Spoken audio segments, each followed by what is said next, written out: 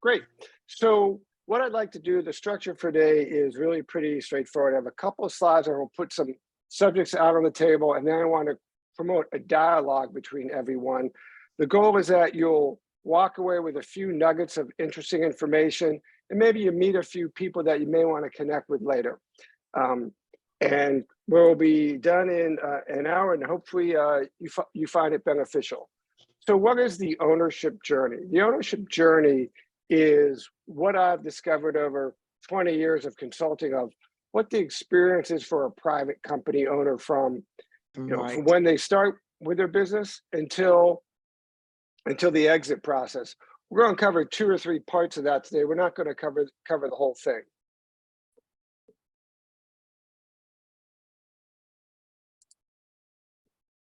And so when I talk about, we'll talk about ownership strategy first, then we'll talk about a business strategy to allow the owners to achieve their goals, and a subset of business strategy is raising the capital and talent to go execute. So under ownership strategy, the question a lot of people don't ask is, well, why do you work? Now, in our younger years, when we're growing our businesses in our 30s and 40s, these aren't really relevant questions. My finding is when people get to a certain point of life, and it varies, they start asking bigger questions because they have enough success that these things become relevant. So, I always say you can make more money, but you can't make more time. So time is your most precious commodity. Be careful what you do with it. So, how do you want to live your life? How do you want to spend your time is the big issue. What does financial security mean to you? Once you have financial security, you have options, and some of these questions become more relevant. For people who've owned their business for a long time, your legacy is an issue. When you're no longer there, how do you want to be remembered? Especially in family businesses or multi-generational business, this is more important. If you're a serial entrepreneur and you're going to trade in and out of multiple businesses, maybe less so. And then your last question, and it tends to stay with people longer, is, well, what about the people who made you successful? For a lot of businesses, you own it for 20, 30, 40 years or longer. In our case, we own it for 80 years. We had 3 generations of people who worked side by side with us.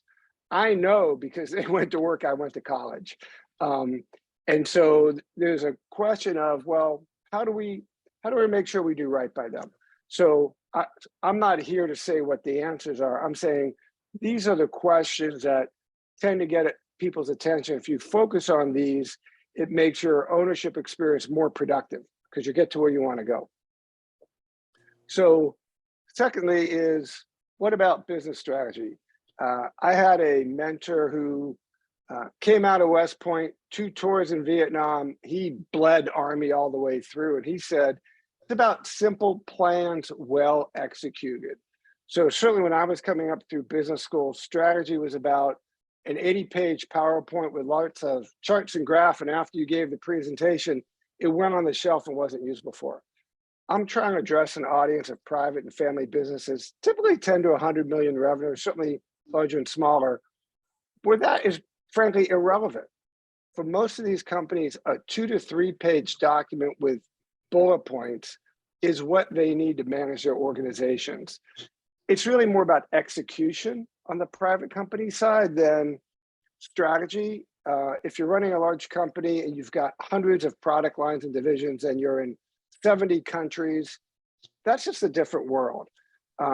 This discussion is about primarily domestic, a handful of product lines, somewhat concentrated customers, some brick and mortar, some online. It's much more about execution. So I always counsel people, simple plans well executed. You certainly want timeframes to measure results. You certainly need to link your strategic objectives to operational tactics. As I like to say, from the top of the organization down to the bottom of the organization, everyone needs to be linked together to get the kind of results you're looking for. Your strategy needs to be consistent with the company's culture. It needs to be attuned to management ability. Owners may want to go do something that they just don't have the management team to go execute. And that always winds up being troublesome. So once we have a business strategy, a simple plan that we can execute well, typically there's a question of how much, we need to raise some capital, get some talent. The questions here aren't particularly new. You've seen, certainly for, your own financial concerns, if you own stocks or bonds, whatever, you ask these questions. What often happens in a private company is the owners won't treat their company the same as they would a stock that they own, as if it's different. The fact that I own it and run it means I use a different set of rules for raising capital. The truth is the owner could take the capital they have investing in their business and deploy it to some other asset where they're not running the business. And so I think it's best to keep a clear eye on your investment so that you're taking the risks that are appropriate for what you want to do. So if you're raising equity, what kind of returns do they want? How much of my business do I have to give up? If you're raising debt, what's the interest? What's my borrowing capacity? Most importantly, how do I sleep at night? And if I'm bringing on new partners, are we going to get along or not? On the talent side, it's really about thinking about your future needs. What are the needs of the organization in a few years? Do we have the talent that can get there from today? Can we develop them? If not, we have a gap analysis, and then we go with the open market to recruit. Communication plans are a huge part of it, both for your current folks and for the community at large. So I think I'll kind of stop there and summarize. We've got some more dates, but let's kind of throw it open to some questions, and I'm going to try to see if I can manipulate this to see everyone. Yeah, that's better.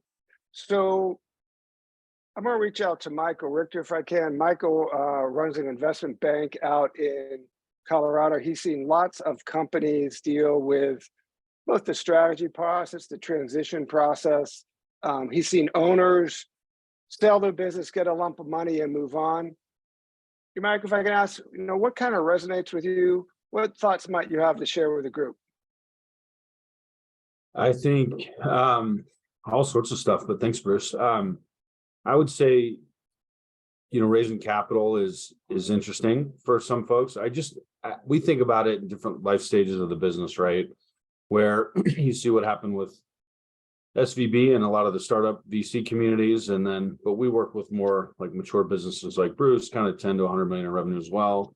And, raising capital, running your business, run your business. But we see a lot of folks where, like Bruce can help, is they get to a point in their life cycle in their business where they know that they could use someone else or some help to do it better, right? Usually it's a bright founder owner who's got a great idea, who wants to disrupt things. They go out, they figure out how to get things up and running, but then they get to a point where maybe they're not an operator per se, and maybe they need capital for growth. And all the capital out there is not quite the same in terms of cost, structure, all those types of things. So we see, founder owners kind of transition to a place. Some will say, hey, you know what, I've taken this as far as I can take it. I need help. It needs to be in the hands of someone else.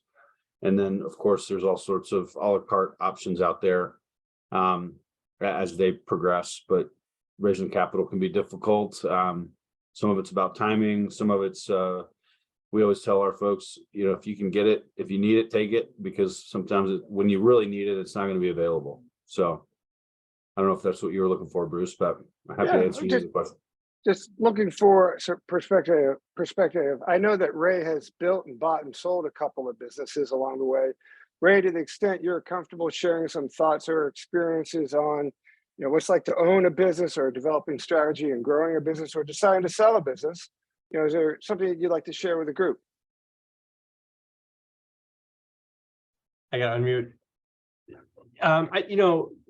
The last company, significant company that I sold was a company that we grew from almost zero to north of $20 million. And there was 4 of us. And I think it's really important that you do have a common culture. and that the momentum, if you're in high growth rate, is consistent. Like, you want to keep that momentum of growing and the activity level and the excitement really high. And then you got to make sure everybody's kind of on the same page. So we ultimately sold because one of the partners started getting a little cold feet. He's like, I want to take chips off the table. And was I ready to do that? Not necessarily, but you know, you can run into those situations, and then you find yourself, depending on what kind of person you are, doing another deal. But you know, is there a recommendation in there? Partners need to be aligned, and if they're not, they have to communicate. Sounds like a marriage. Yeah, it is, right? So, Right. Thank you. Mark, did you have a question?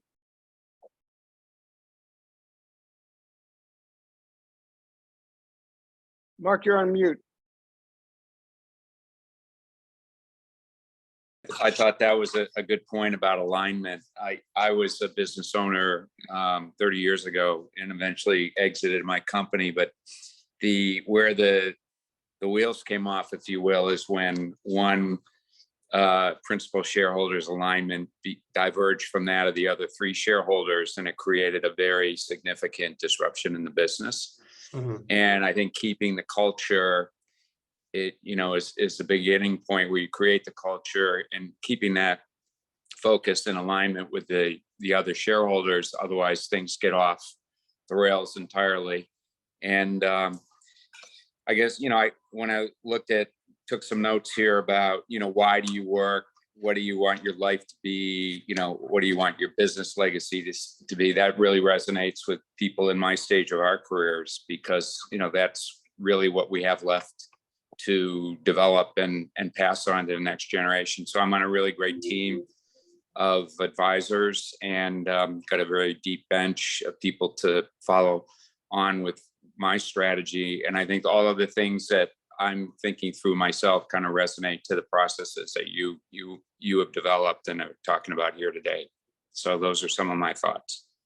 Yeah, so Mark's point is interesting. As I think about the consulting I've done over 20 or 25 years, when I was younger, it was operational consulting. How do we grow the business? How do we fix a factory?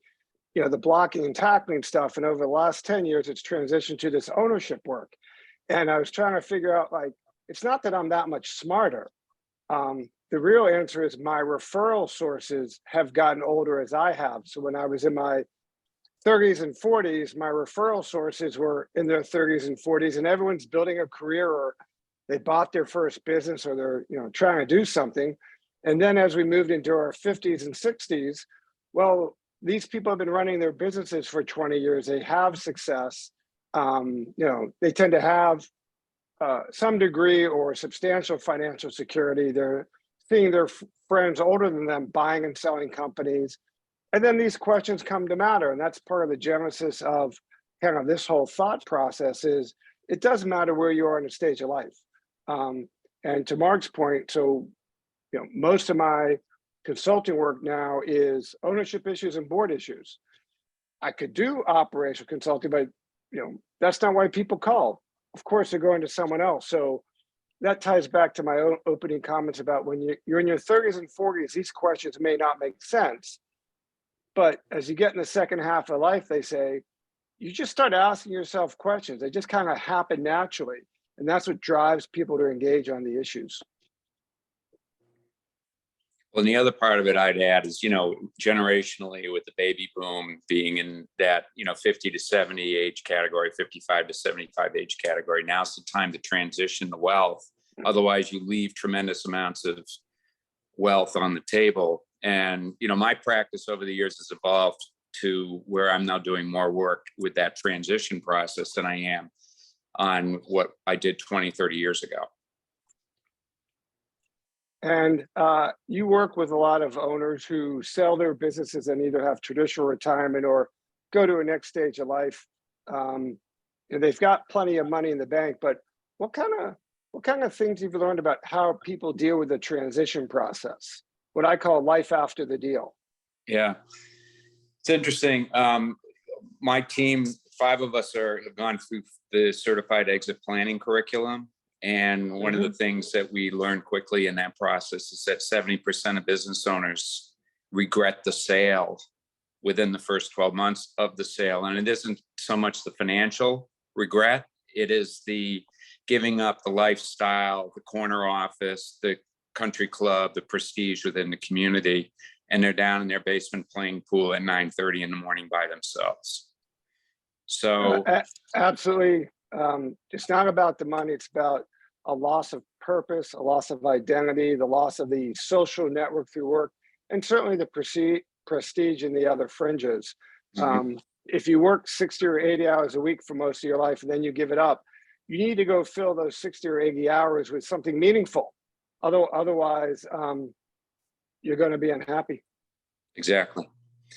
So I found that, envisioning what your life after the transaction's is one of the hardest parts of the process. It's where the emotion is the deepest.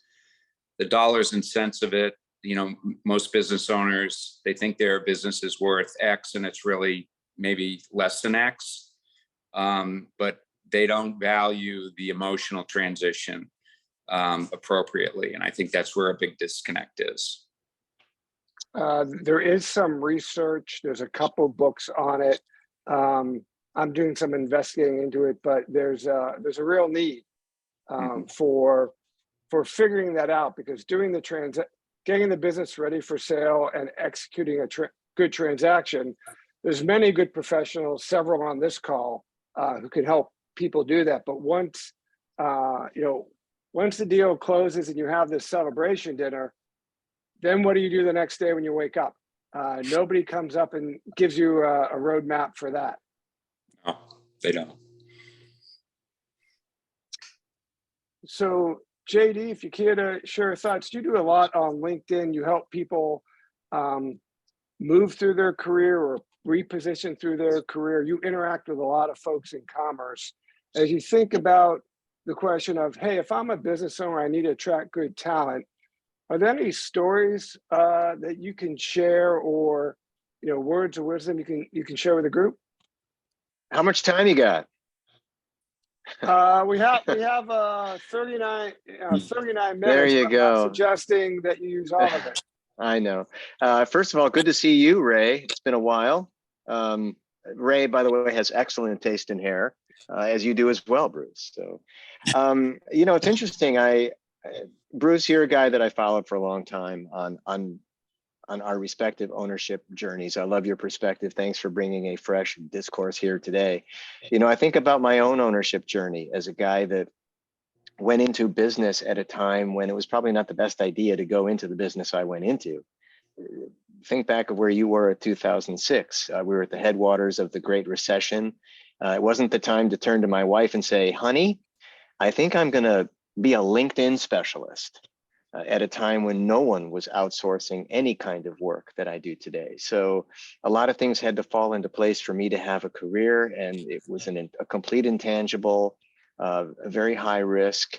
Nobody knew what the future of social media was going to be. So really my ownership journey has been a study in the social sciences and seeing how everybody who's telling their story here today, and especially you, Bruce, with your poignant comment about what do you do the next day after the business is sold? Well, at no point in human history have we been more nomadic in the professional world than we are right now.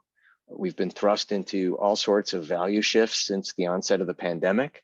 We've been moving from thing to thing, from platform to platform, from community to community, trying to reconcile the value we bring as professionals and taking stock of the people who comprise our communities. And that's where I seem to have the best placement right now. So what I'm observing in the founder owner marketplace is that the way that businesses are built today, it's the challenge to find that cohesive force.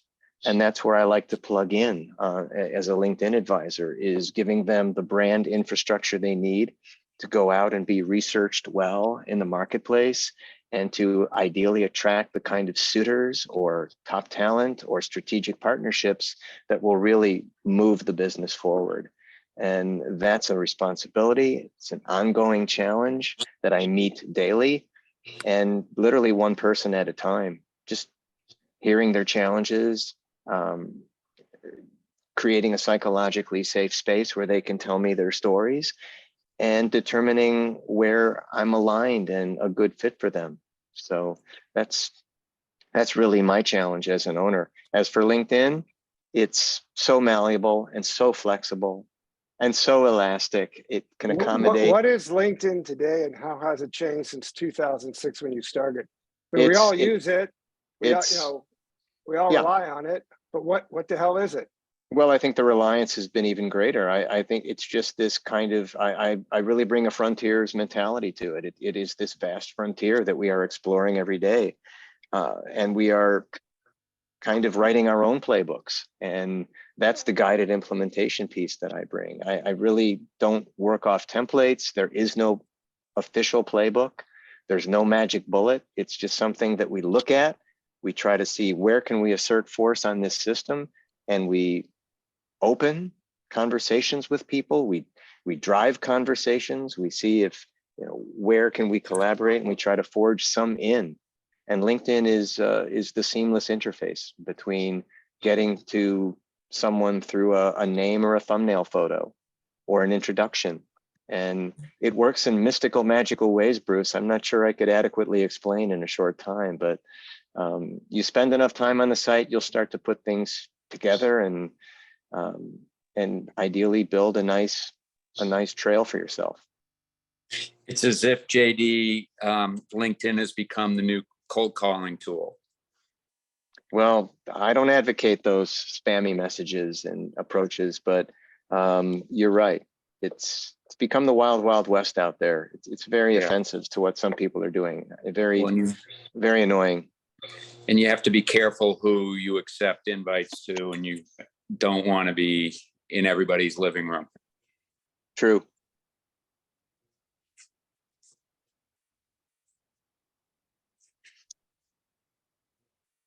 So Jay, you've had a successful career, I'll say, buying and selling businesses and seeing owners go through the decision process, the transaction process, and the thereafter.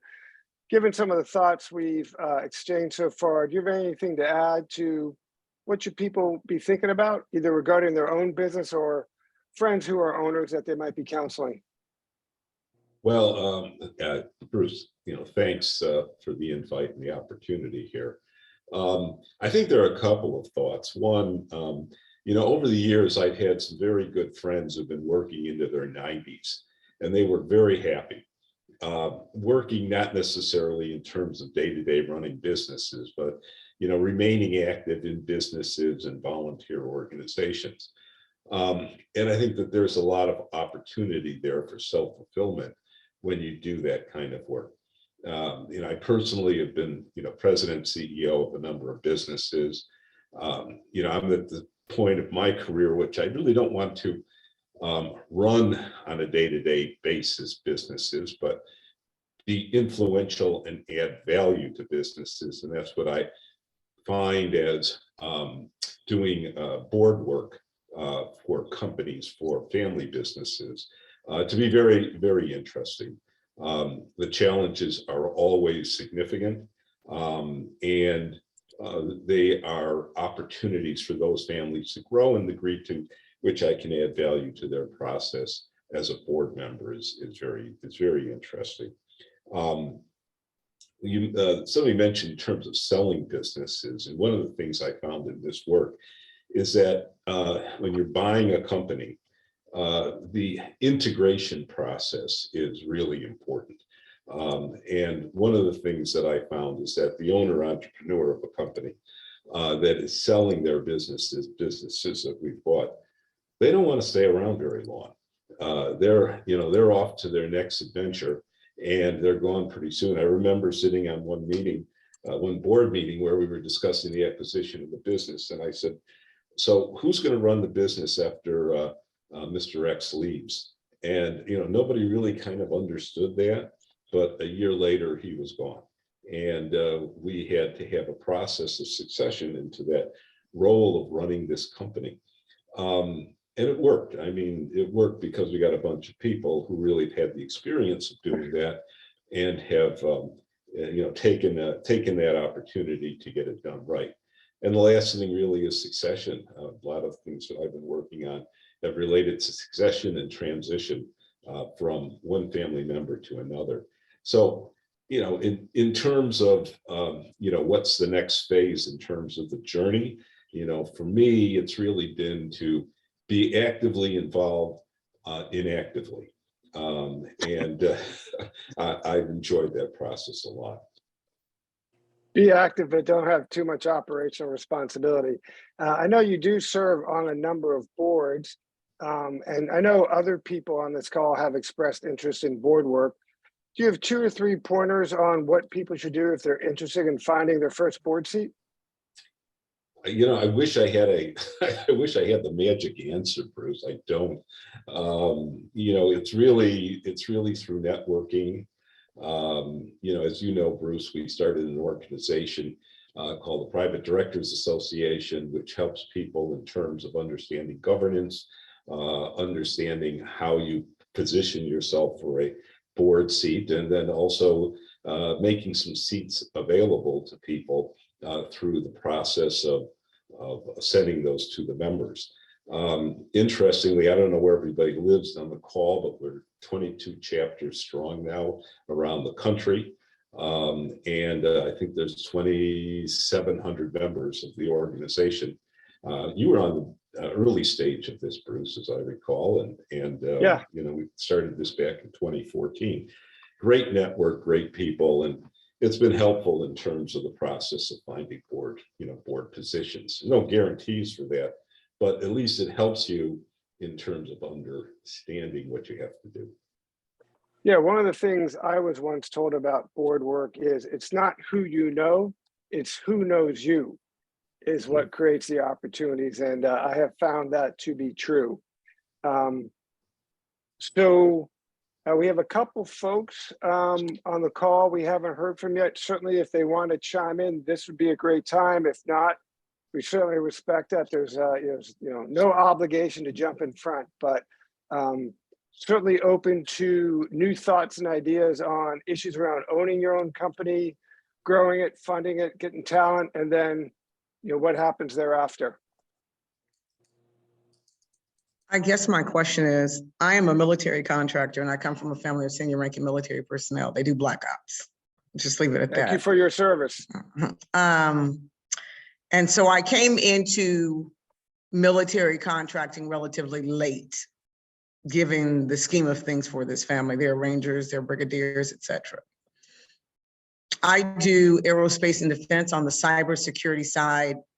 On a family-related sabbatical and other areas, I deal with the energy and the public policy side that crosses into aerospace and aviation. And so there are protocols and pipelines that they use to recruit talent, diverse talent. And some of those protocols are ways of recruiting, but have nothing to do with the areas of expertise that eventually you concentrate your company on procuring contracts in those industry sectors. I don't deal with biofuels, for example. And biofuels get to be the food versus food debate, but biofuels is a way of recruiting diverse talent, international diverse talent. I used to do some biofuels work, so I have some exposure there. Okay, and so the more you get into aerospace and defense, right, and the defense side of this, biofuels becomes non-applicable. It's a civilian fuel source primarily. Sure. So it becomes an issue of selling parts of your company, not selling the business in its entirety. Selling parts of your company that are not applicable to the areas that you concentrate in. And for the areas that you concentrate in, given that you are in a talent pool that is marginalized or historically underrepresented, that necessarily leads to board participation. Heavy emphasis on board participation, because for you to have made it to this point is considered rare, dinosaur rare. And so Private Directors Association, they started hitting me up with that seriously, as well as board prospects. coming through trainings in an offsite location related to Argonne National Labs and Fermi Labs that led to Purdue's Research Park and eventually to the Quantico Corporate Complex and the South Campus of the Pentagon. So if you are selling parts of your company, and this is not post-retirement board participation, this is selling off parts of your company and board's participation in the midst of running your company. What are the strategies for doing that? So thank you for the question. Let me try to parse it. There's not one Mm. answer. I'm going to create a framework. There's a couple people on this call who have expertise. I look at it a fairly classical way of, what business are we in? What business are we not in? If we want to focus on one sector, then you need to actually segment your business so you can carve out assets Right. or revenue streams so that you can package it and then go sell that package. So I'm working on a case now, not military, it's a tech business. Entrepreneur is just on fire. He's got 2 lines of business. They trade at different multiples. And he's 43 years old. He's an ultra marathon runner. He says, I want to spend more time with my kids. Well, if you sell your company to private equity, I guarantee that's the last thing that's going to happen. So we actually developed a strategy to parse his business. There's some natural segmentation, and we found a buyer for a part of it where he can just sell it as is and get permanent financial security, but retain the core business and then go on with that while he goes to soccer practice. And so what I do with clients is, I don't know what the answer is. I want to start by, let's build a decision tree of what your options are from, good to bad. Let's get all the options listed. Then let's evaluate the options for pros and cons. And then we burrow down from there, we get an action plan. But, if you've got, and it also depends on the size of the business. If it's a relatively small business, it's going to be hard to carve up and hard to transact. If it's, got a couple $1 million of EBITDA in what you want to sell, then the market's more welcoming. There's more things you can do. There's more professionals who can help you out. So the size of the business does matter, but it's an analytical process. And most important, being honest with yourself about what do I really have or not have. And the fact that you're, military defense focus doesn't change the basic exercise. It changes the facts and how the market responds. There's constraints, but what business am I in? How does my business segment? What am I really good at? Where do I want to get to? Doesn't matter whether you're selling guns or butter. I don't want to deal with sociological issues that they're more social science driven and not necessarily they're social science driven, but not necessarily historical or historiographical in nature that are directly impact the engineering of the business. Okay. And so if you want to deal with things that are sociological in nature, then you need to find a think tank or a forum or a university in the various different humanities departments and take up a faculty or an adjunct faculty position. But that doesn't mean that you need to engage me, because engaging me, that kind of information is considered in cultural intelligence as far as the military is concerned. And that does not necessarily, that doesn't make me accessible to you. Okay. What I am interested in my 50s at this point, I've already been through a couple of marriages along the way. Most women have to, somewhere in there. I've already been through a couple of marriages in this process. I'm not looking for leave it to Beaver and a few kids. I'm looking for my happiness and my freedom as a career woman. And going home to have a second boss is not my idea of freedom. So I am looking for people to not target me as that's considered mammying somebody as far as the military is concerned, to bring sociological issues to their doorstep based on how you assess their identity. That has nothing to do with competency. So it is board participation and selling off any sector of the business that is leading to sociological baggage. That is what I'm saying. Okay, thank you. Mm-mm. So anyone else who'd like to share some comments with the crowd?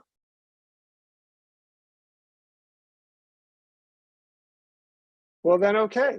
Nothing says we have to go to 1 o'clock or 1 o'clock where I'm standing. I'd like to thank everyone for participating. We have 2 more roundtables, different subjects, different groups coming in. There'll be some announcements coming out. Always happy to answer your questions. I think everyone knows how to get a hold of me.